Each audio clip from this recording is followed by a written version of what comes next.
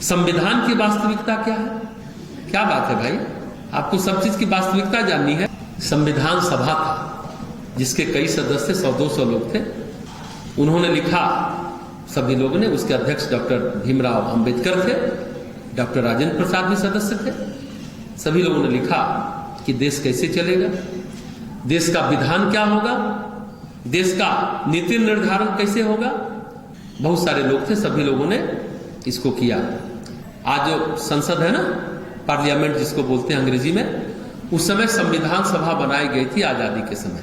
तो उनके सामने दो ही राष्ट्र उदाहरण बने संविधान के निर्माण में, एक ब्रिटेन और एक अमेरिका। ब्रिटेन का संविधान और अमेरिका के संविधान को मिला करके कुछ उसमें अपनी बातें भी मिला करके कहिए, एक प्रकार से कुछ लोग बोलते हैं कि भारत का संविधान दोनों का कॉकटेल है, ब्रिटेन और अमेरिका का। जैसे ब्रिटेन में सबसे मजबूत आदमी कौन है? वहां का प्रधानमंत्री ब्रिटेन में, अमेरिका में राष्ट्रपति सबसे शक्तिशाली है। भारत में भी प्रधानमंत्री शक्तिशाली है। ब्रिटेन में कोई राष्ट्रपति नहीं, वहां राजा महाराजा या महारानी है। अमेरिका में राष्ट्रपति है तो अपने यहां भी राष्ट्रपति शब्द आ गया। तो ब्रिटेन का प्रधानमंत्री लिया, अमेरिका का राष्ट्रपति शब्द भारत के संविधान निर्माताओं ने लिया। संसद में हम लोग सीधा प्रधानमंत्री का चुनाव नहीं करते, सीधा राष्ट्रपति का चुनाव नहीं करते।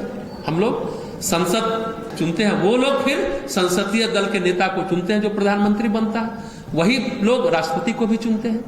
ये सब बातें, हालांकि गणतंत्र जो है, सबसे जो लोकतंत्र कहते हैं, भारत में यहां से था, वैशाली से पहला राज्य कहा जाता है। लोकतंत्र सबसे पहले भारत से ही उदय हुआ, लेकिन उस समय के लोगों ने उस संविधान को ही लेकर के एक प्रकार से खिचड़ी बना दी।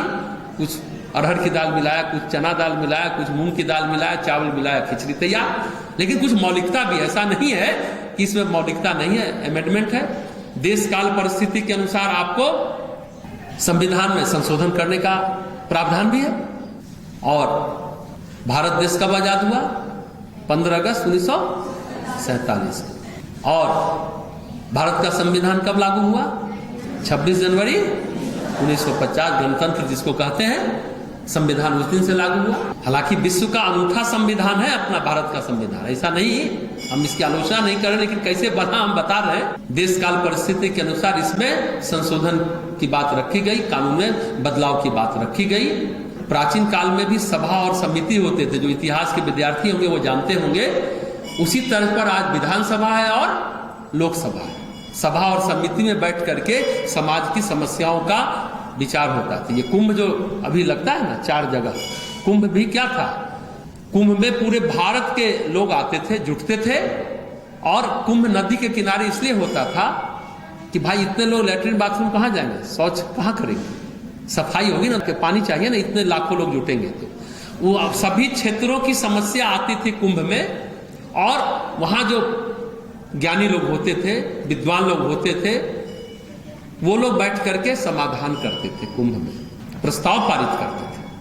अब खाली नहाना ही कुंभ का चिन्ह पूजा रह गया है कुंभ में। हालांकि कहने को आज भी कई साधु महात्मा जाते हैं और वहां पर बैठ करके विचार विमर्श करते हैं, लेकिन उसका चूंकि कोई कानूनी महत्व नहीं है, तो वो सिर्फ प्रतीक के रूप में पूजा पाठ ध्यान स्नान तक सीमित हो गया कि पाप करता है कुंभ में नहाने से।